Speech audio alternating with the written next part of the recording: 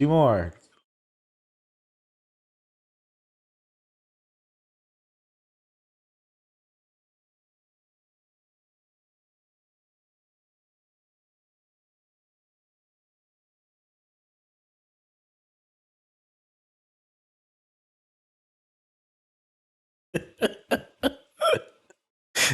Fantastic. Bravo.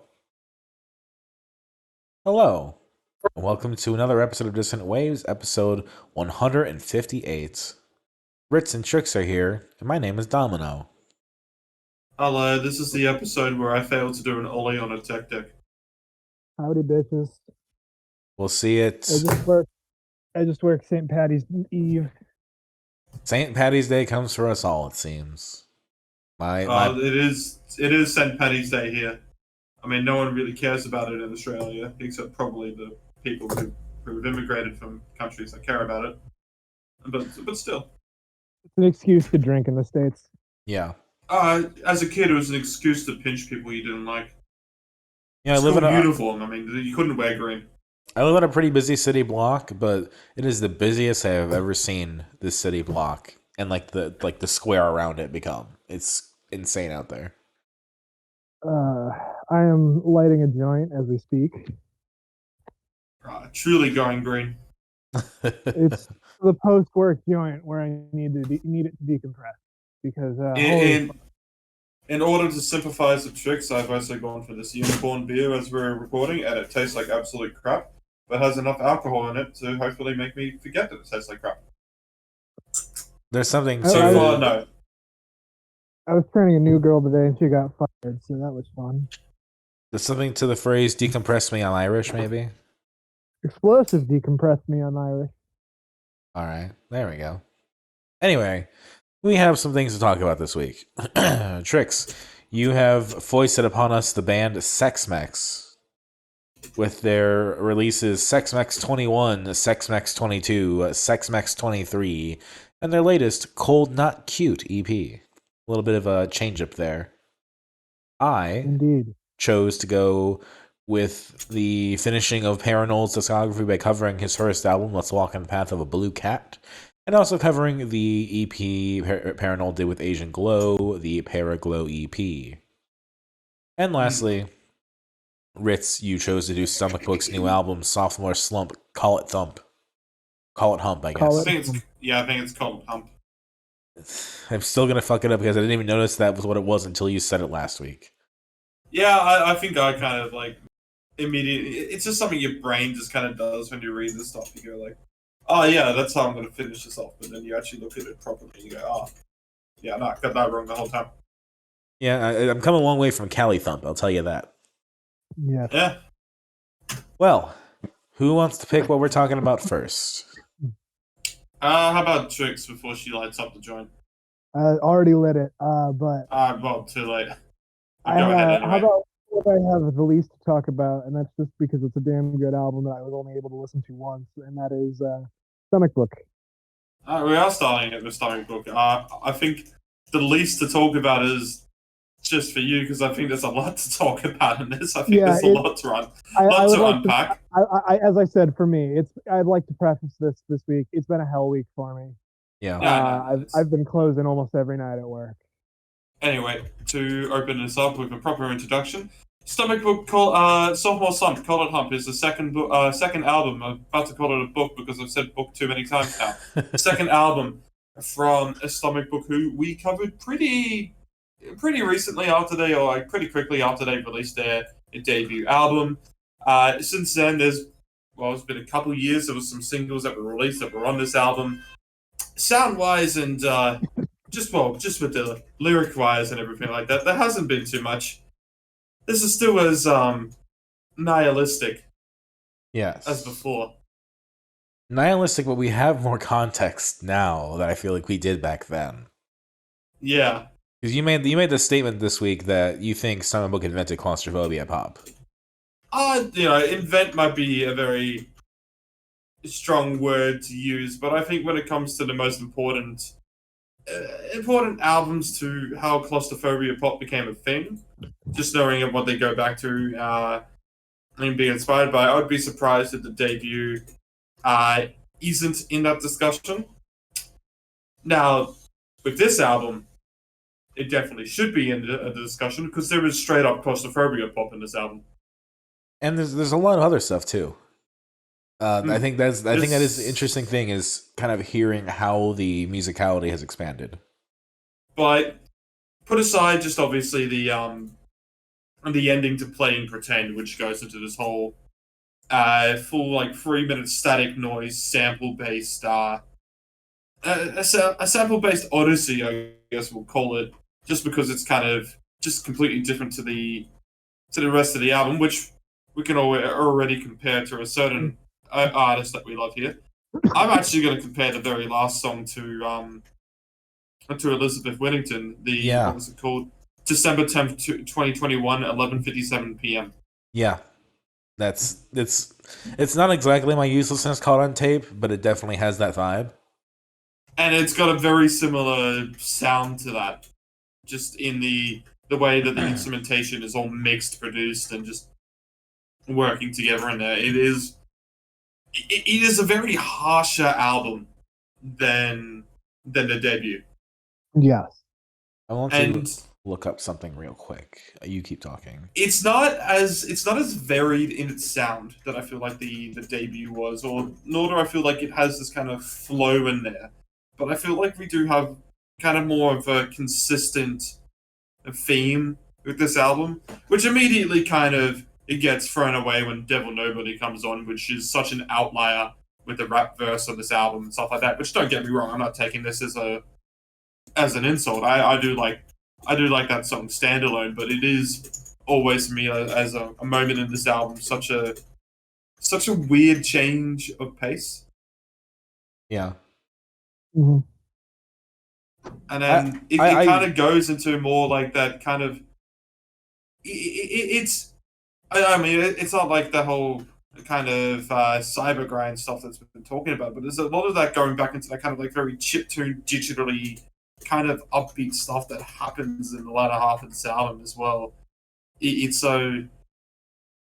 Just trying to find the word to describe it, but it's like this is an album with two halves basically, but then it closes off with the first half. Here we go. I think I found it. Yeah, so December 10th. December 10th, 2021, 11:57 p.m.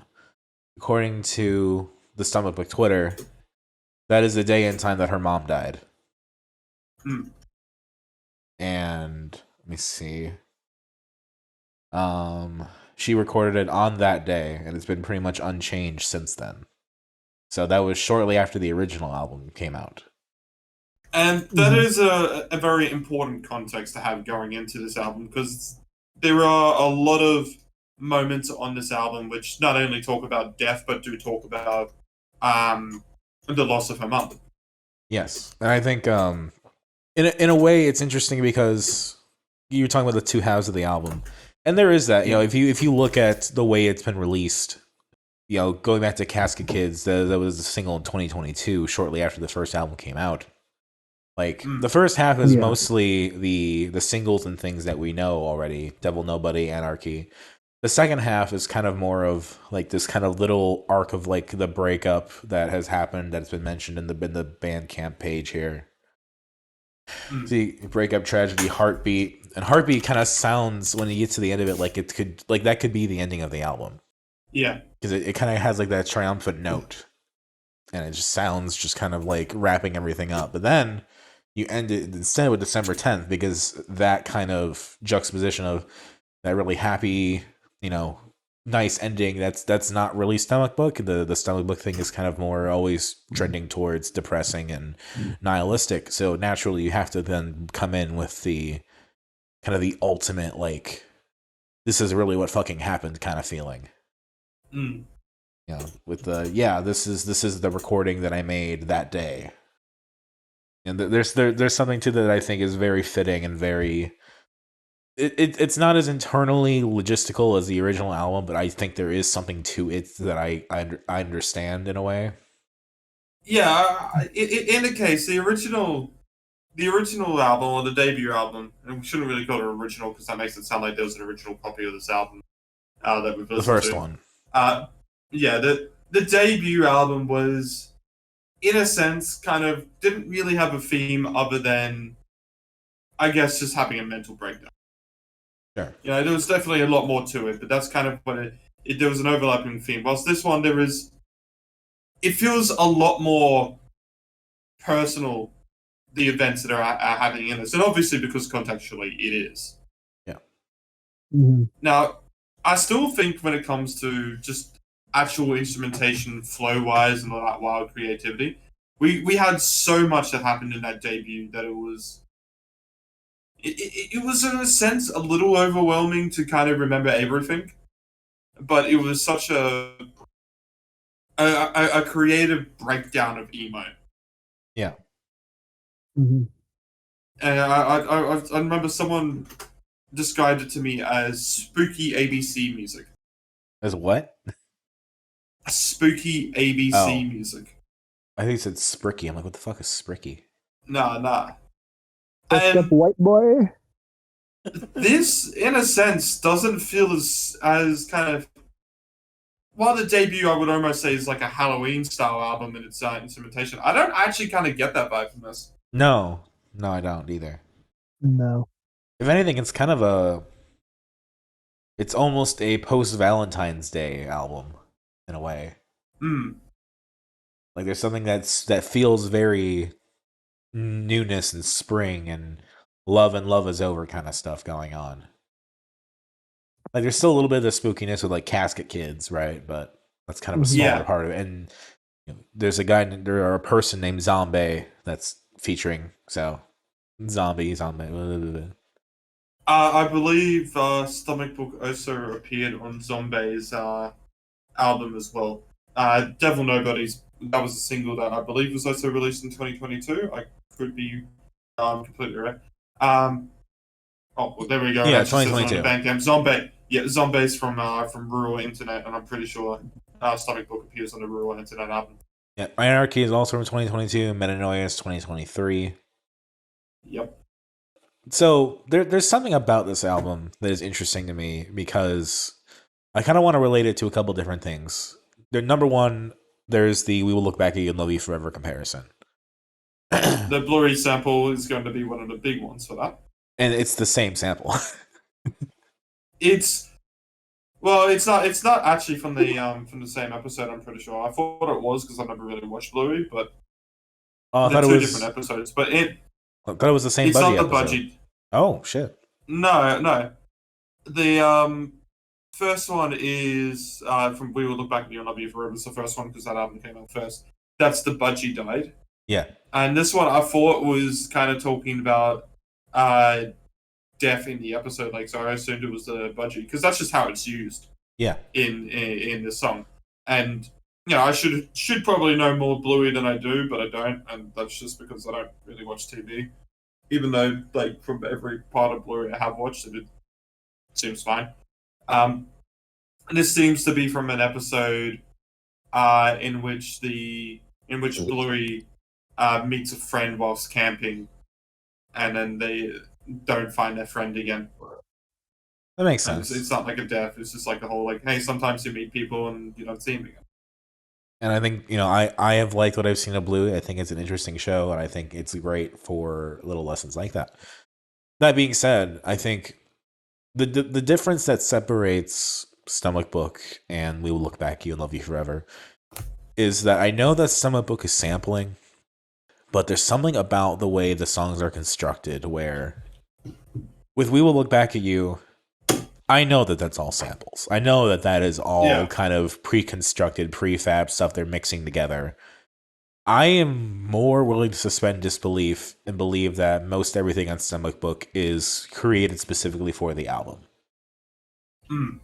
That it's more intentional, more, composed in that way. I mean, there are so many albums out there which will use a sample from a cartoon and stuff like that, and it almost feels like a joke. And in a sense, because it's been done so much, when you first hear that there's a Bluey sample in this, it's like it's fair enough to kind of laugh, like just thinking, oh, of course there's that kind of sample. But seriously, it fits so fucking well. It does. It absolutely does. But the reason I'm making this comparison is because I think Stomach Book is becoming a bit more like Parannoul, and that Parannoul, the songs are often so constructed and so, composed that I think Parannoul has kind of ascended to more of a composer identity than just being a rock artist or a shoegaze or whatever. Yeah. There's more of a loftiness to it. And I don't think Stomach Book is there yet, but I do think just from like the way the songs are constructed and the way that like as in a lot of fifth wave emo, there's a lot of like genre hopping and things like that. But there's just so much stuff in this album, even still, that you can just like kind of break it apart a little bit. Like the beginning of, I think it's Tragedy, where it's kind of a not ska really, but it's kind of a ska feel for a minute there. That would be. I think that's Heartbeat. I never really liked to run that one. Yeah. Yeah, that's Heartbeat. But then there's like there is the rap verse in Devil Nobody. There is the just other parts of the album that the some of it is going for something. There's something happening here beyond just composing just random rock songs or just, feeling something out and going for. I feel like there's intentionality here that I'm picking up on that I am really interested in. I mean, I personally have probably spent so much of whilst I was in Brisbane and traveling and stuff listening to Playing Pretend. So I think this is probably one of Stomach Book's best songs, to be honest.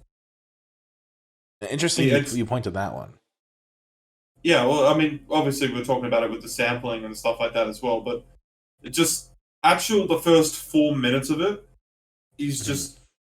I mean, obviously that nice guitar riff is a very simple, like just well produced one, but there's all these little things that just happen in the instrumentation behind it that just make it go so much better. Like it's got this. I want to say it's like an accordion kind of thing that happens in there. I swear, like a Professor Layton type of accordion. Yeah, and then just that whole breakdown that goes into the straight up like sample based claustrophobia pop is just it's harsh and it's very divisive for a lot of people. It's definitely going to be a big turn off on the song, but I just love how it's just not afraid to go into that and just go fully into it. And the fucking how much is that kitty in the window sample at the end is just that's the actual funny sample. Sure. Mm-hmm. I know that when we talked about the first album, we talked about it kind of being kind of reminiscent of like nursery rhymes or like children's songs in a way. And this also has that quite a bit, but again, it's one of those elements that is more kind of thrown in at specific points that you kind of can like, oh yeah, that still sounds like that, but there's so much else happening. Yeah, and I think that's kind of the thing of like, yes, is it as like sprawling and experimental as the debut album? No, but I think the bass is stronger and there's more of an exploration of like more defined parts. I think it's compared to like I guess it's not really a compare. It's a parallel with the Hanoi Traffic when we were talking about that and the early stuff. I think this is a very similar case where whilst we have lost some of the creativity in a certain like big variety in the album, we do get some. We are returned with a lot more consistency, and in this case, I think we're also we're returned with a lot more quality as well. I think some of the songs off this album are just straight up better. Yeah. Mm-hmm. Like yeah. There are certain songs I go back to still from the first album, and that kind of colors how I see it because I think, oh my god, I love fucking Our Story, fucking. I mean, I was a big fan of Animals and Ode, and I still am, but at certain points, I do have to admit when I was wrong and Dominic was right. And yeah, Our Story is probably one of the best songs, if not the best song of that album. Yeah, it's a fucking banger. But like, that album also has other stuff that is harder to listen to, like Lullaby for an Angel's Egg Part 1, that is piercing at times. And the mix on that album is something that has always been talked about as, it's not the best, but I think, this one here, as chaotic as it is, that definitely got improved. That definitely got more fleshed out. Now, So, another fun thing to mention about this yes. album as well is that it debuted on #1 of the charts for radio music for 2024. Now, it definitely isn't still there, No. because once it does, everybody starts to listen to it, and now you have to realize that you actually don't have the most varied music taste in the world. In fact, it's gone down quite a lot. People definitely have been like, what the fuck is this? Yeah. But it's also worth I'm mentioning. actually looking to see where we're going now. On Spotify, like, on average, 20,000 streams per song. So it's gone down to number 127 after debuting at #1. Yeah. Because now when it does that, everybody's going to listen to it. And I mean, I'm not going to name the names on this, but some people really, really shouldn't be given a license to review music because they have no idea what they're on about. Someone said, "Wow, it sounds like musical vomit," and given it 1 star. Like, That's the name of my second album. musical vomit. Yes. You heard it here first.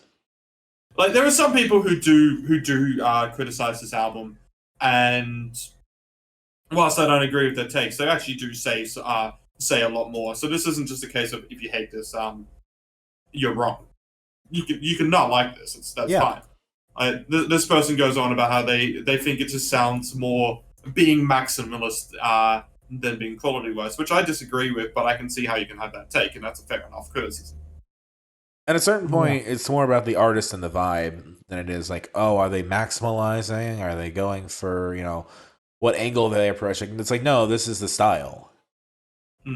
There's, I think, people throw away, like, they want it to sound like this for a reason. They always kind of go like, well, it sounds like shit. Like, okay, that's not very helpful. It's like, well, what is the reason for it? Hold on, this is my favorite out of all the criticisms.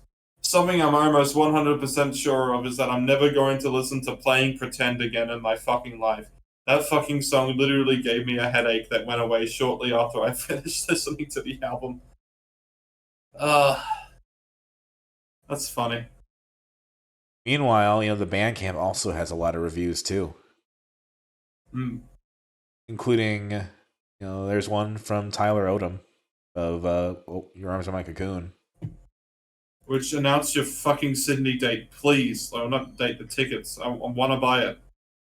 Tyler says, far and above my favorite active artist and project, Self-Titled is my favorite album of the year 2021. And I really can't see anything coming close to being this is my album of the year 2024. Vivi Stumpbook is a true artist through and through, whose drive, creativity, and distinct vision is something I look up to, and that all artists should look up to. I cannot recommend this album enough. Incredible, incredible work. So, to be fair, everyone who's probably bought this on Bandcamp isn't probably a hater of Stomach Book. Another review says, this sounds like good. Like if there was a book of stomach. No, that's good. That's a classic. Yeah. Trix, you have little to say, you said, but I'm curious what you do have to say. I only listened to this once, and overall vibe was that I just really enjoyed it. It's a really good album, Stomach Book. And I intend to listen to it more when I have the chance. It's just that, holy shit. That's totally fine. And I think it's interesting. We're at a point, too, Ritz and me, where Ritz, you have focused on Playing Pretend as the song you're kind of gravitating to. Yeah, I think it's probably Stomach Book's best song at this point. And maybe Our Story is better, but we'll... and I'm gravitating to Heartbeat. Heartbeat is probably my second favorite song. Because that chorus is so fucking good. I mean, I also am a big enjoyer of Metanoia as well. That did make my top 100 last year. Casket Kids is fun too. I also like the harshness of December 10th, 2021. But in the same way that I also liked My Uselessness Caught on Tape, you know? Yeah. Yeah, I mean, I like that song too. But Heartbeat is probably going to be the closest I come to Our Story. Like, I don't think the album reaches those highs for me necessarily, but that's also because I came into this week knowing what my favorite album of the week was probably going to be. Yeah, fair enough. Mm-hmm. If I hadn't listened to that other, which it's not this, unfortunately, but if I hadn't listened to the other one, this might have been a little bit different. It's still a fantastic second album. There are Yeah. still some moments that I think are a bit rough around the edges. Like Anarchy is done better in Heartbeat. Yeah. Mm-hmm. But I mean, the rough edges are kind of expected. Sometimes the voice is just a bit too. I mean, it fits with most of these songs, but sometimes it does get a bit too overpitched, and it is a bit grating at sometimes. But most overall, I'd say this is at least on par with their last album at worst, and better at best. Consistent discography. I like Comic Book's music. It's consistent. You know, the furries do make good music. And seeming as the last album was one of my favorites of last year. Oh, not last year, 2021. It's been a while. Of the last time I covered. Yeah, it's pretty strong consistency to have.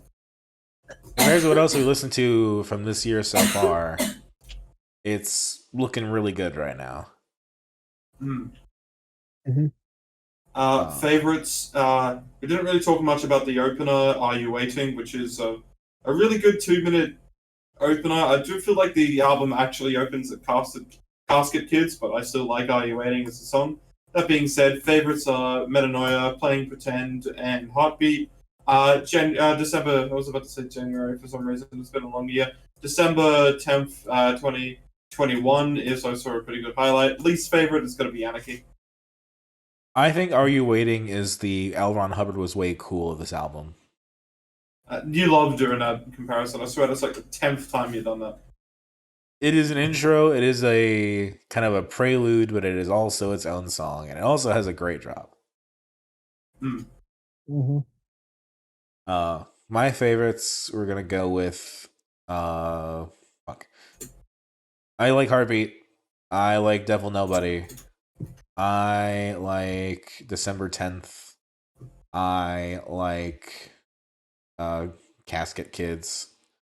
Playing Pretend is also a super interesting track.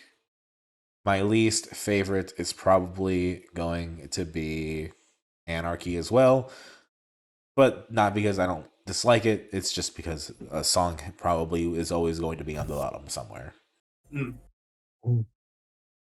Trix, anything? Album good. Blender. For now.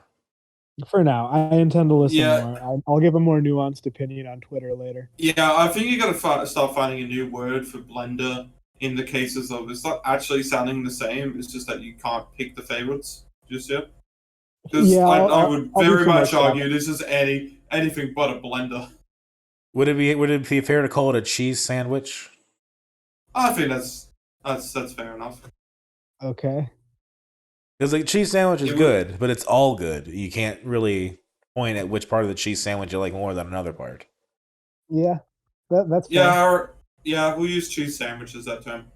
You know, Unless it's blender like is still a fair toasted term to cheese use. I sandwich just don't with, think for like, this a album. cheese crisp on it, then it's that cheese crisp.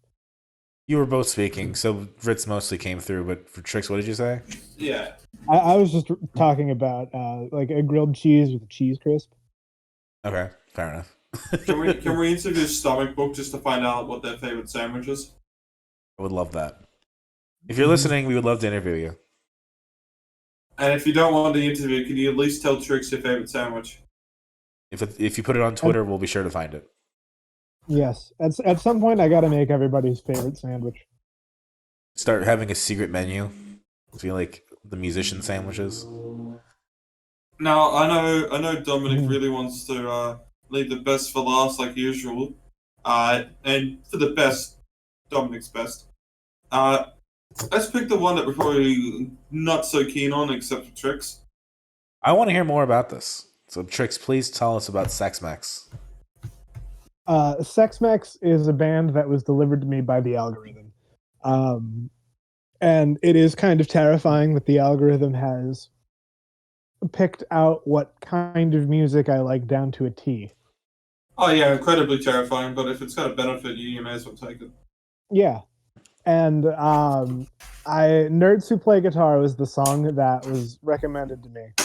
And I'm like, oh fuck, this goddamn fucks. I want to listen to more of this. And I did. And I put it on the podcast. And I sent it to my mom, and my mom loves Sex Mex. Wow. Incredible. Fair enough. Wait, hold on. Oh wait, never mind. Sorry, I just got excited because Sex Mex is also playing the same place Stomach Book was just at, but in June. Yes. I was really excited They're based out of Texas. Yes, and Stomach Book's now in Oklahoma. So yes, but yes, so Sex Mex 21, 22, 23, and the Cold Not Cute EP. Indeed. And as of recording, a new EP just came out like an hour or two ago called Fetal Sex Mex, which is pre-Sex Mex recordings. That's not what we're talking about. We're talking about other things. But yeah. I think I speak for Ritz and myself together here when I think the highlight for us is 23. Yep. Yeah. 23 is phenomenal. Like 21 and 22 are fine. They are that genre that you like. Mm-hmm. And there's even covers of songs I like with Link Ray's Rumble. Yeah. Which you wanted to talk about, I know.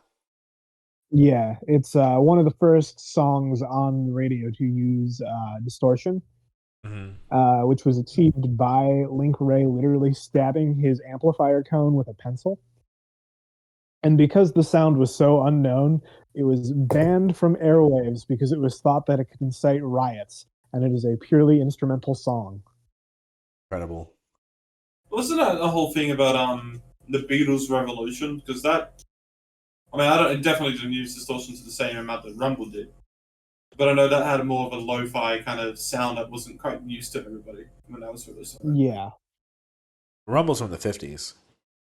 Yes. Oh, I thought it was later. Oh, maybe. Yeah. Oh no. And it's like there you go. That's how. Like, I want to say 54. Yeah, it's 57, but either way. Yeah, no, never mind then. Yeah, it'd be Rumble.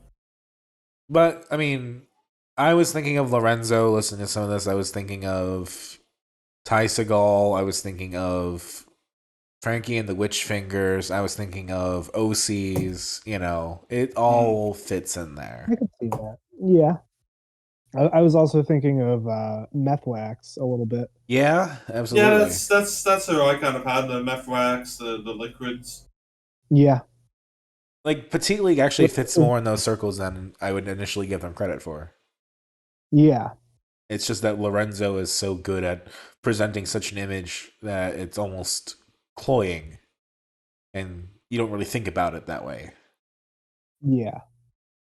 But, like, even just from 23 alone, Double Bubble Blowout is a great opener, and then it ends just super, super strong. Yeah. Like, probably from Max's Mom or Bloody Lip onward, it's just straight bangers. Yeah. Bloody Lip having the fucking Office theme as a keyboard solo, and then going into the line like, just call me a faggot is like whiplash to the extreme, but I dig it. Maybe that's why I got pulled from streaming.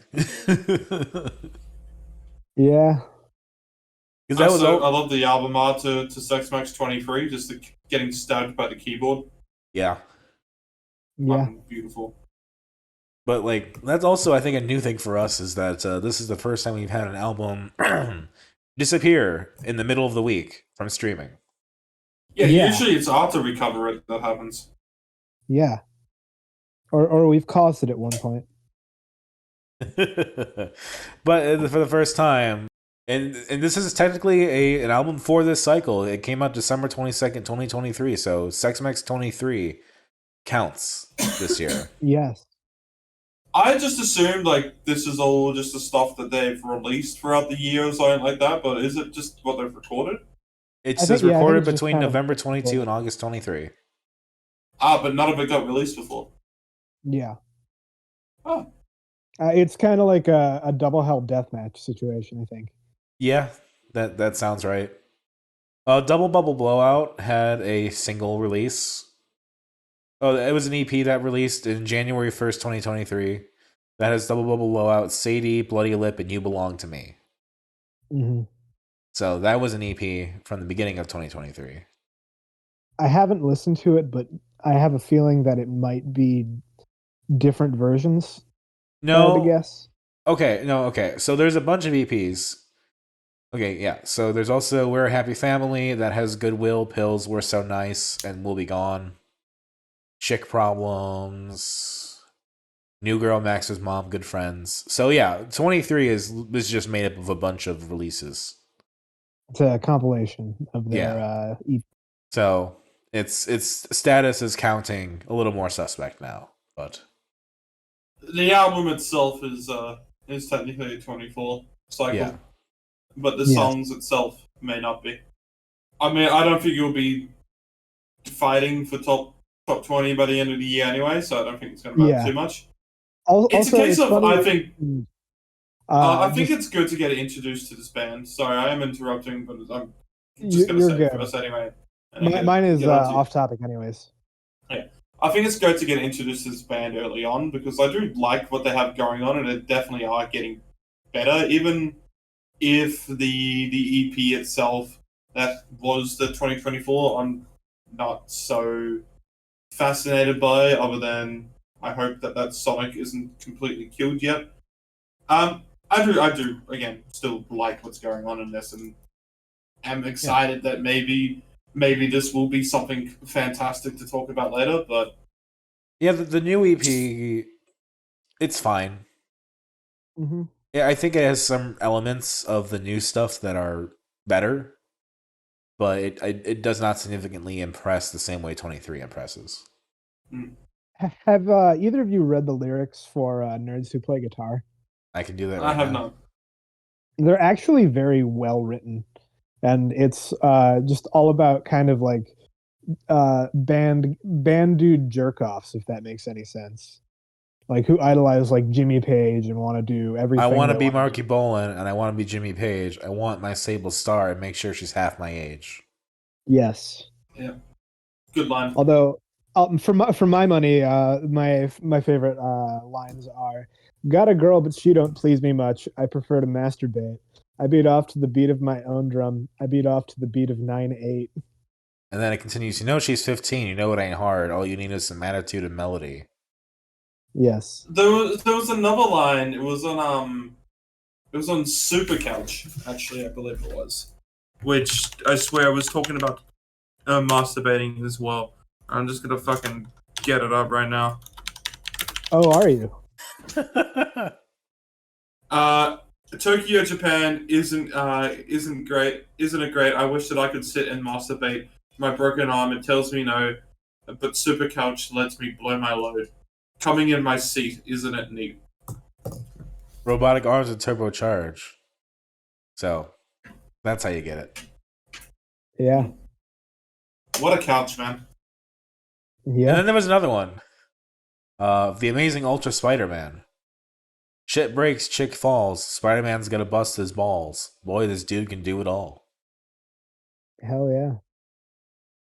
So basically, the moral of the story is don't date 15-year-olds and masturbate in the Spider-Man costume. Got it. Yes. Thanks, Sex Mech. You have saved my life. You have described my weekend activities. I feel like the covers are also meant to be memes at some point. Yeah. Volume 1, which isn't the 2022 stuff, but well, I mean it is. Sorry, but it's not the 2022 album in full. Just the little EP that they got here. It's definitely got one of the more memey album covers with the Hamburglar, Green Goblin, the Gene Simmons car, Ghost Rider, Clockwork Orange. Fucking hell. Yeah. Yeah. Lucy. But Sex Mex 22, I think that is a reaction gif or reaction image somewhere.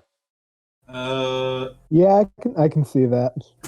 Just blow it out a little bit, put some impact font on it. I'd also say double bubble blowout. And you got to appreciate the knife to Sonic's throat. Scissors, isn't it? It looks like I think a. it's Oh, it's a knife. That's a knife. That's a switchblade, isn't it? Yeah. Holy shit! What about that? Sonic, don't die on me. Yeah, it's just. I mean, I think it's just a fun act, and sometimes we need some fun. yeah. yeah, no, I appreciate it. I'm not hyping it up at the moment, but it definitely could be a lot more than it is. So I don't know. Wait and see. I guess it is fun, but really only one of these full things I don't really care about. Their live album is called Live Sex Act, Yeah. which might be an Against Me reference, but it's also I a think it is. pun on their name. Hell yeah. Really, the only one I have any favorites to talk about is 23. And like I said, I think, You Belong to Me, We're So Nice Now, Bloody Lip. Those are some of my favorites. Double Bubble Blowout. I think overall my least favorite's probably going to be Sex Mex 21. It's fine. It has Rumble, and that's a good song, but like the other songs are mostly kind of just there, and they're fine, but they're not special. I fully agree with Dominic, and just attaching on to the Against Me references. Do not ask Laura Jane Grace her opinion on unions. Oh? Yeah, that hasn't been a fun little traitor that just happened. Oh. She was doing so well. Oh boy. Well, we'll have to talk about that more. I would like to know more about what that's all about, but yeah. I think she's deleted the tweets, but it was someone who follows us like reposted them and did the whole controversy. I can't remember it all full from details, nor am I really going to put the names of these people on an episode when I don't know the full details anyway. Oh boy. Yeah, like I said, we'll talk about it off air. Yeah. Okay. Trix. Trix favorites or least favorites? Sorry, I was taking a drink. Favorites for me, Goodwill, Double Bubble Blowout. The Rumble cover is fun. Nerds Who Play Guitar is probably like the biggest highlight for me. Yeah, good shit. I look forward to the stuff they put out in the future. Yeah, I agree with that. Looking forward to what's ever coming next. Okay, so that now leaves us Fuck, with... you just perked. You perked up so much when you're like, oh shit, it's time. It's time to talk about Parannoul again. You got Let's Walk in the Path of a Blue Cat, which is the first album. But we also got Paraglow. We love Parannoul. To See the Next Part of a Dream was one of the first things we listened to that got us into fifth wave emo, and in terms of like following it. We've covered Parannoul many times. Pretty much the only thing we haven't covered at point is the My Dream Fever side project, which is ambient and new age, which we'll do at some point. Asian Glow is also a part of Paraglow. That's the glow part. We've only covered Asian Glow through the other split that they've done with Parannoul, which is the Downfall of the Neon Youth album with Sonos Tonkata. And in the cover album, I Became Birds. Oh yes, that's true. And also, I think that they played together on the live album as well. Yes. So Parannoul has been here many times. I just wanted to kind of finish it off, and so that we can just look forward to what is coming next. Because I kind of hate having this stuff kind of hanging over us sometimes, where it's like we just need to get caught up to speed. Yeah. And I'm not going to pretend that, I think Walk on the Path of a Blue Cat is interesting from an historical perspective, so we might as well just start there. Yeah, well, let's just start with Let's Walk on the Path of Straight. Is it Straight Blue Cat or is it just Blue Cat? Let's Walk in the Path of a Blue Cat. For some reason, I always thought it was the Stray Blue Cat.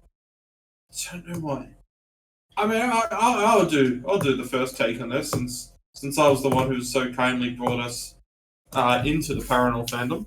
Sure. This is a very interesting kind of time capsule to what Parannoul originally was, and to be honest, it's actually like instrumentally not that different from To See the Next Part of the Dream, which then makes you realize, and holy shit, his vocals change the vibe of this so much.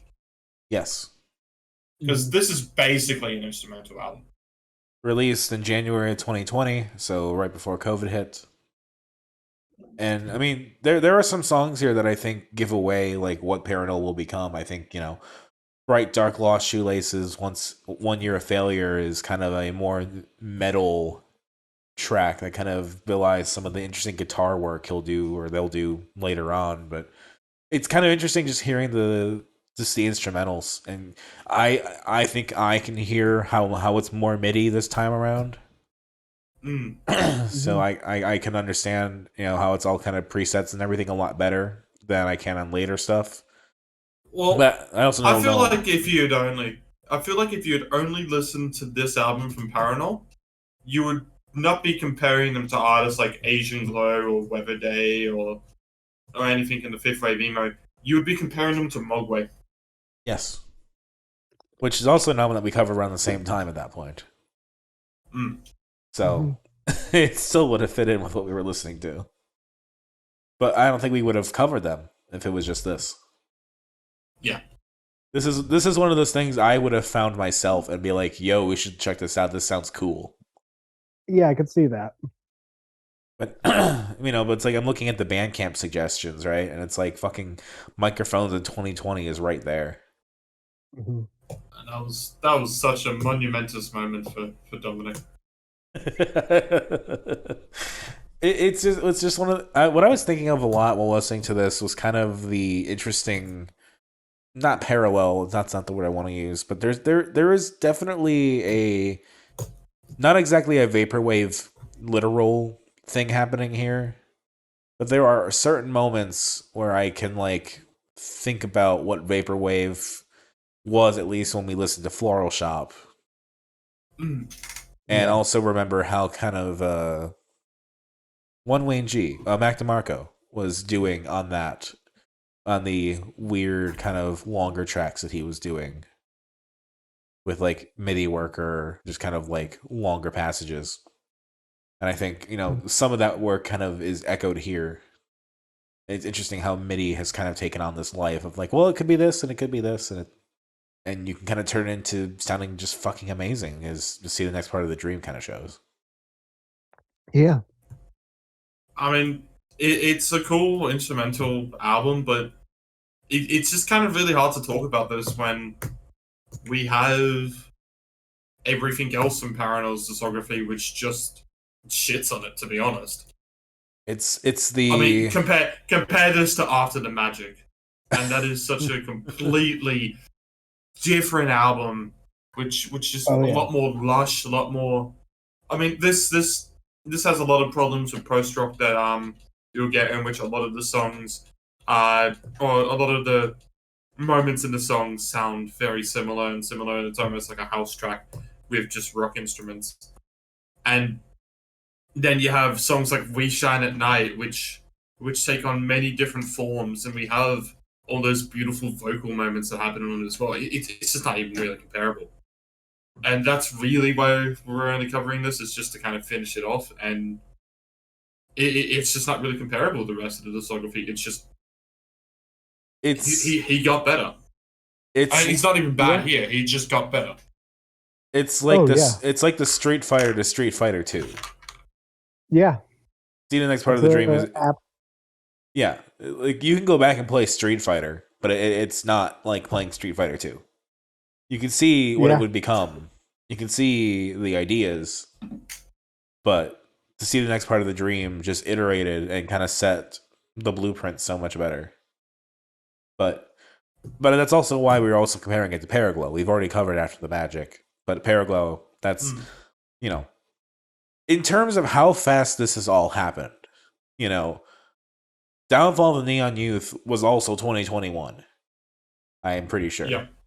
And that was already Yes. like a big like, oh wow, Parannoul's really blowing up. But here we are with just 4 tracks. And I think this fucking Paraglow thing, just having Asian Glow and Parannoul work together again and make 4 tracks together, it just sounds fucking amazing. It does. Like, I think you have overhyped this just a little. Don't get me wrong, I still love this. I think you have overhyped this a little. I mean, I apologize if I did. I just fucking I do it all really, the time. I just really got into this. I think you were saying that That's valid. you were That's listening valid. to. I think you were listening to Sophomore Slump on repeat. You said at one point. Yeah. I was listening to this on repeat. Like fucking, it's one of those things where it's like, the more I was listening to it, the more that like my favorite track would shift, right? And at first, I really liked Hand, and then it was like, oh, the light side of their eyes is pretty good too. And then, oh fuck, Wheel though. Jesus Christ, Wheel. So worst song is Swamp. Because you just skip that one. Swamp or Neo Up, whatever version I guess it's called. Swamp is also good. It's kind of the like calmer of the bunch. Yeah. It's kind of there to kind of. It's not bad. It just kind of pads it out a little bit and gives it a little more variance. I think it needs to be there, but it's not as standoutish. I mean, the highlight for me is Wheel, just because it is that song that goes through so many different fucking phases. It's a nice kind of wrap up, and the other 3 are just good songs. I like them, but they're just what I expect from Parannoul and Asian Glow. I do like that we have this kind of rhapsody of emo post rock in Will. That's like at least a good reason for these 2 to have collaborated with each other. Yeah, it's one of those things where the instrumentation is so fucking like, it's not as lush as After the Magic, perhaps. Yeah, but like there are still layers that you can just go into and listen to, and it's like, holy shit, the drums are doing some shit right now. Oh man, that piano sure is sure setting a tone, and the bass on this part is fucking great. One of those albums that I was truly just kind of listening to just catch all the different parts of it, and just like I don't get short breathed at things. I don't like get fucking in awe, right? And this is a moment where I'm like, holy shit, fucking Wheel. We get to fucking Wheel after a year and a half, right? From To See the Next Part of the Dream. That is an incredible ride. Like, God, what the fuck? How did we get there? It's so fucking good. Yeah. Like and to think that like something like we haven't covered Cull Fickle yet, but I remember when we did research into Asian Glow, like To See the Next Part of the Dream inspired Cull Fickle, which is like one of Asian Glow's breakout albums. And that was put together, I think, in like a week or something like that, and it turned out, to be something that was well received. So God, just having them both just get together and just fucking put out something the next year, it's like, what the fuck? I also want to mention, going back to a good old Anthony Fantano here. Yeah, he has never reviewed Asian Glow specifically. So he's done Weather Day, he's done Parannoul, but never done Asian Glow specifically. But both the collab EPs that he did in 2022 were put out on Fantano's top 15 EPs of 2022. What did you say? I didn't hear you. I spaced out for a second. Both the EPs that Asian Glow collaborated with on Weather Glow and Paraglow made Fantano's top 15 EPs of 2022. That makes sense. Yeah. I think Paraglow would have been my top EP of 2022 had I listened to it then. What was my top EP of 2022? I can hardly remember these days. I'm not the young man I used to be. Number 1 was Origami Angels Depart. Oh, that is a tough one. I mean, this is probably better than Depart. Yeah, I think you might be right with that. But I also would probably completely change a lot of these rankings these days, so that's just how it is. Also, I'm just looking at Asian Glow's thing right now. They wrapped up. They're gonna do something else now, apparently. Yep.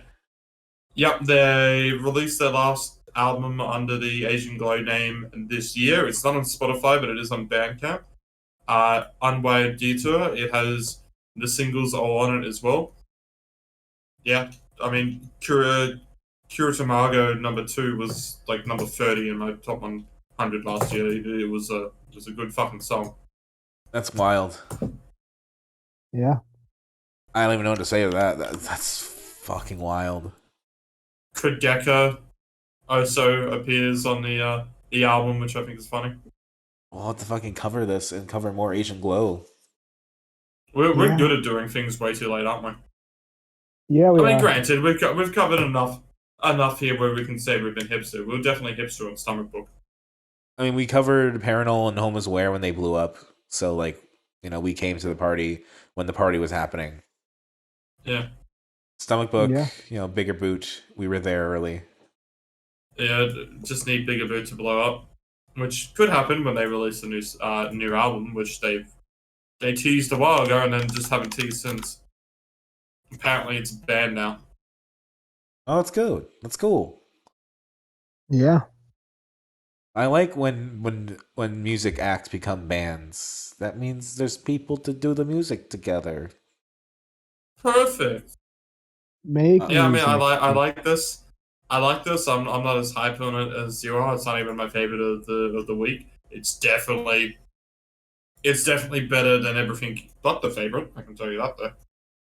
I just look at something like Wheel and even like The Light Side of the Eyes, where I just am fucking blown away that we have musicians that are this fucking good in the scene. Mm-hmm. Agreed. Yeah. Understanding like why I got excited for this scene, why we covered it, right? It's like sometimes you forget when you listen to stuff and it's like, yeah, this is really good, this is really good, but you don't really have that first initial hit again. Yeah, right? yeah. That holy Mhm. shit moment.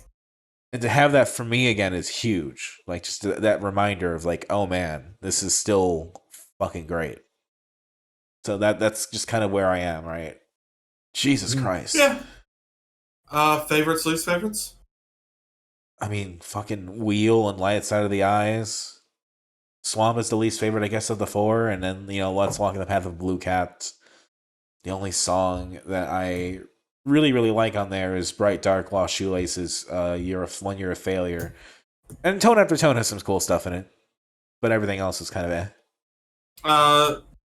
Half of the Stray Blue Cat. I'm calling it the Stray Blue Cat because it's just cooler to say it.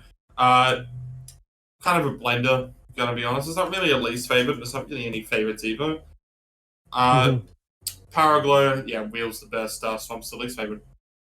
For Blue Cat, that's a blender. It didn't really stick out to me. I enjoyed it, but it was a blender. Paraglow is like a good grilled cheese sandwich with a crispy edge because fuck is Wheel fantastic. it's like God. I really wish we listened to that in 2022. It would have really dominated my charts. I feel like. It probably would have. But that's the risk we run. We can only cover That so much is- music. We Oh, can. what are we covering next week? Oh, actually, sorry, we got to do our rankings first. Yes. I'll Indeed. start. Sex Mex 21, Sex Mex 20. No, yeah, Sex Mex 22, but I'm gonna practically tie that with the Path of the Blue Cat. Then Sex Mex 23, then Paraglow, then Stomach Book. Where's Cold Not Cute? Sophomore Slump. Where's Cold Not Cute? Oh, that's a good question. That's below Sex Mex 22. So Okay. after Sex Mex 21, Cold Not Cute, and Sex Mex 22. Gotcha. I think I will go. Oh, Trix, you want to go first? Go ahead. Okay. A Blue Cat at the bottom. Then I'm gonna go Sex Mex 21, Sex Mex 22, Sex Mex 23, Cold Not Cute, Stomach Book, Asian Glow.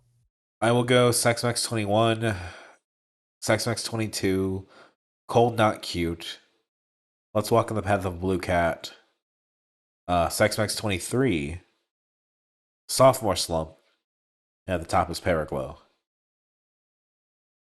What are we doing next week now? Well, for me, I realized that if we're covering Stomach Book, it only feels there's only one album that I know of that I want to cover that feels natural to do now. Yep. And we're gonna do it. We're still the same, if not minorly fucked, by Elizabeth Whittington. Oh, God, this is going to be a long one. There's a 50-minute song to end. Yep. And this is good research anyway, so. Oh, yeah, no, I agree. I'm excited to do this, but it is a 2-hour and 46-minute album. Yes. And this is one of those things where it came out on like November 25th of last year, so does it count for the news cycle? Does it not? It doesn't. It was a part of the old cycle. Just barely missed it. Sorry. All right. Yeah, barely missed it. But that doesn't mean we still can't cover it like newsreel. Yep. I will, however, be jetting back 50 years in the past because I would consider a very important album turns 50 on Monday, and that is 1974's Rush self-titled. We'll never stop doing Rush, will we? No, because Rush fucks. I didn't say they didn't. Well, maybe I'll eventually run out of Rush albums before we run out of a lot of other albums from bands we'll do a lot. Yeah, because we're gonna stop Rush eventually because I never want to cover anything past Hold Your Fire. And we already did. That's when I start covering Rush. Got it. I'm considering what I do. There's a lot of options, so I'm not gonna have any options selected for you two. I'm just gonna ask you both to kind of just state a vibe that you want to go for, and I'm not gonna do a shitty trick unless you two go completely different with the vibes. So, yeah, what do you two feel like? Flip flops, walking through a forest. So surf in the woods is basically what I get from that. Sorta, but more like just a relaxed vibe.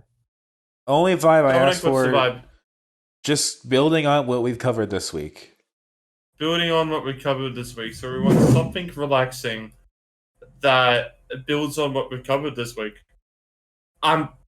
There's no other album that fits the vibe. I guess we're gonna have to cover it. We're doing Plastic Death from Glass Beach. All right. And this is the time, isn't it? Yeah. Yeah, that fits both the vibes, in my opinion. It does. Yeah. Dear God. All right. Perfect. Well, this is the smallest pool of things to listen to we've had in a minute. And still the longest. Yep. From me, it's Elizabeth Whittington's We're Still the Same If Not Minorly Fucked. From Ritz, it is Glass Beach's Plastic Death. And Trix, it is Rush's self-titled debut album. Yes. It is worth mentioning. Trix, you want to say something? I have something I'd like to just kind of end on to like tease the next episode and something for us to work on. Mm-hmm. So Dominic, go first. I was going to say, in 2 weeks will be our April Fool's episode. I was going to go into that. So if that's what you want to talk about, go ahead.